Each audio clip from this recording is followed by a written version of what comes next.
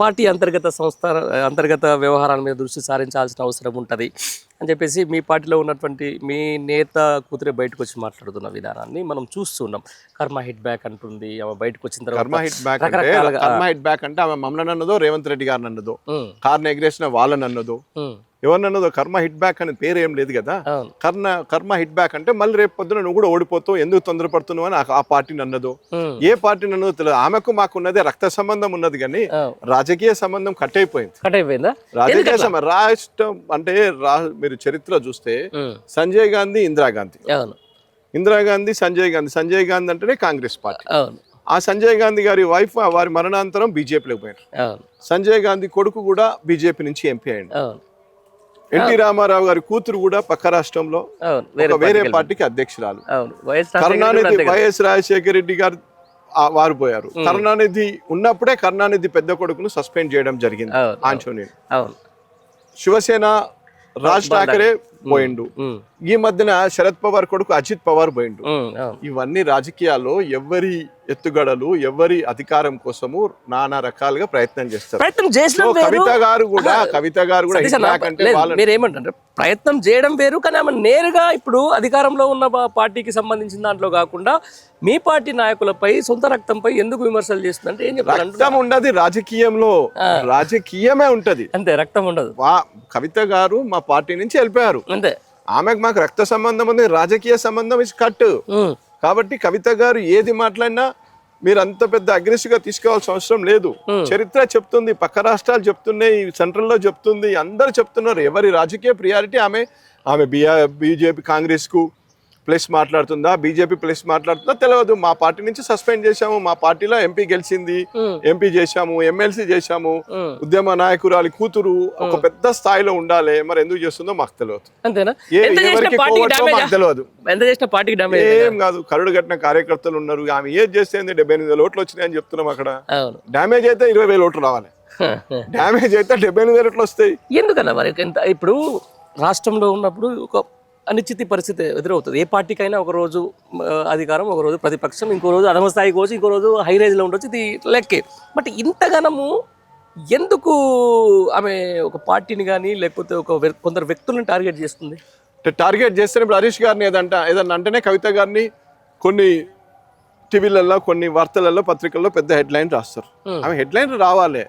ఇప్పుడు పండరి గారిని అంటున్నావు, లేకపోతే వేరే వాళ్ళు అంటున్నావు, రాయరు కదా. హెడ్లైన్ రావాలంటే పెద్ద స్థాయిలో క్లీన్ షీట్ ఉన్నోని అంటే రాస్తారు. కాబట్టి అదొక ఎజెండా ప్రకారం పెట్టుకుంటున్నారు వాళ్ళు. వారితోటి ఏం కాదు, అదంతా వారు వేరే పార్టీ పెట్టుకుంటారు. ఆల్రెడీ జాగృతి అయిపోయింది, మా పార్టీ నుంచి సస్పెండ్ అయిపోయింది క్లియర్ గా. మరి ఏమన్నా మీరు మా party with in the party కింద చూడాల్సిన పని లేదు. వారి సపరేట్ జెండా నేను పెట్టుకున్నా, నేను అన్ని జిల్లాలు తిరుగుతా అని చెప్పింది. అదే ఆ ఎజెండాలో ఎక్కువ నష్టపోతుంది బీఆర్ఎస్ పార్టీ అని అంటారు చాలా మంది జనం. ఏం కాదు అంటున్నాం. గ్రౌండ్ లెవెల్లో మేము కార్యకర్తలతో మాట్లాడతాం, కింద ఇంటికి పోయి లోపల ఉన్న కార్యకర్తతో మాట్లాడతాం. కార్యకర్త దగ్గర చెక్కు చెదరలేదు కేసీఆర్ మీద అభిమానం, అది నిబద్ధత కరెక్ట్ గా ఉంది, నివురు గప్పిన నిప్పు లెక్క ఉంది. కాకుంటే ఇప్పుడు అది బయటకు వస్తే కేసీఆర్ సీఎం కాడు కదా, అది ఎప్పుడు అవసరమో అది బయటికి తప్పకుండా వస్తుంది. మీరు అట్లా ఈ ఒక ఎమ్మెల్యేకో లేకపోతే దీనికో లేకపోతే ఇట్లాంటి ఆలోచనతో అట్లా అంటే పక్క రాష్ట్రంలో చంద్రబాబు గారు స్థానిక సంస్థలు ఎంపీపీలు, జెడ్పీటీసీలు, సర్పంచ్లను బహిష్కరించిండు. నేను పార్టిసిపేట్ చేయనన్నాడు, నా పార్టీ నిలబడదన్నాడు. ప్రతి బై ఎలక్షన్ లో జగన్ పార్టీ గెలిచింది. ప్రతి బై ఎలక్షన్ లో కూడా మేము అంతకుముందు అధికారం కూడా మేమే గెలిచినాం. ఇక్కడ 2 ఎలక్షన్లు బీజేపీ గెలిచింది, దుబాక, హుజురాబాద్. కానీ బీజేపీ ఏమి అధికారం రాలేదు. అన్ని ఎలక్షన్లు గెలిచిన జగన్ గారు కంటిన్యూ రాలేదు. అన్ని ఎలక్షన్ల ముందు కూడా 18 నెలల ముందు గెలిచిన మేము కూడా మళ్ళీ రాలేదు. మెయిన్ ఎలక్షన్ డిఫరెన్స్ ఉంటుంది, ఇది ఉంటుంది. మేము తప్పకుండా ప్రజల హృదయాలు ఉన్నాం. సమయం వచ్చినప్పుడు ప్రజలు తీర్పు చెప్తారు. రైట్. ఎప్పుడైనా కూడా హైదరాబాద్ అంటే బీఆర్ఎస్ పార్టీ కంచుకోట. యావత్ తెలంగాణ రాష్ట్రం, నాట్ ఓన్లీ హైదరాబాద్, తెలంగాణ రాష్ట్రంలో స్వింగ్ ఇట్లా అవుతుంది. ఎంత స్వింగ్ మేము గెలిచుంటే రియల్ ఎస్టేట్ మేము గెలిచుంటే మొన్న జూబ్లీహిల్స్ లో ఏం జరిగేది అంటే, మేము గెలిచుంటే ప్రజలకు న్యాయం జరిగేది. కోమాలో ఉన్న రియల్ ఎస్టేట్ కదలిక వచ్చేది.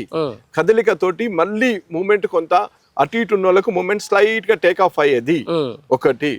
రెండోది కొంత అంటే కొద్దిగా పబ్లిక్ లో కూడా ఉత్సాహం పెరిగేది. అరే మళ్ళీ వస్తుంది, మళ్ళీ ఇన్వెస్ట్మెంట్ చేద్దాం, మళ్ళీ ఒకటి చేద్దాం, ఈ ప్రాసెస్ వస్తుంది అని చెప్పి మేము ప్రజలకు చెప్పినాం. ప్లస్ రూలింగ్ గవర్నమెంట్ కూడా జ్ఞానోదయం అయ్యేది. అరే మేము ఎక్కడ తప్పు చేస్తున్నాం, మేము ఎందుకు ఓడిపోయినాం, అదే మేము ఇంటేంటి చెప్పినాం. మీరు కరెక్ట్ తీర్పిస్తే అన్ని రకాలుగా మనకు న్యాయం జరిగిద్ది. వాళ్ళు ఇచ్చిన 6 గ్యారెంటీలు ఒక గ్యారెంటీ కూడా కంప్లీట్ కాలేదు. 6 గ్యారెంటీలు మళ్ళీ దులుపుతారు, మళ్ళీ బయటికి తీస్తారు, మళ్ళీ ఒకసారి స్టడీ చేస్తారు, ఏ గ్యారెంటీని ముందు ఇవ్వచ్చు అని చూస్తారు, మహిళలకు 2500 ఇవ్వచ్చా అని చూస్తారు, లేకుంటే అమ్మాయిలకు స్కూటీలు ఇవ్వచ్చా అని చూస్తారు, లేకుంటే తులం బంగారకు ఆర్డర్ ఇస్తారు అని మేము ప్రజలకు చెప్పినాం. ప్రజలు మరి ఎక్కడో ఎంతో ఈ ఏదో ఒక మిస్గైడ్ జరిగింది. బతికినోళ్ళు ఓట్లేసారా, బతికి లేనోడు ఓటేసాడా, బయట నుంచి వచ్చేసారా, లోపటి నుంచి వచ్చేసారా, ఎక్కడి నుంచి వచ్చారా, ఏదో ఒక మెకానిజంలో మాత్రం ప్రజలకు న్యాయం జరగడానికి ఇంకా 3 ఏళ్ళు ఉంది అని జూబ్లీహిల్స్ ఎలక్షన్లు ఏమంటారు కరెక్ట్ గా జరగలేదని మీ ఉద్దేశమా?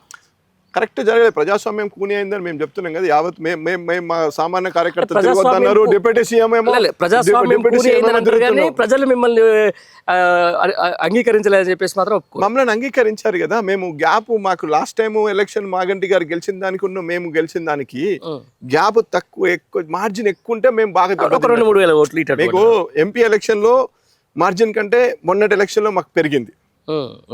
ఎంపీ ఎలక్షన్ లో మార్జిన్ మాకు తగ్గింది. అక్కడ మొన్నటి ఎలక్షన్ లో పెరిగింది అంటే మా గ్రాఫ్ పెరుగుతుందా లేదా? గ్రాఫ్ పెరిగినప్పుడే కదా పెరిగినట్టు.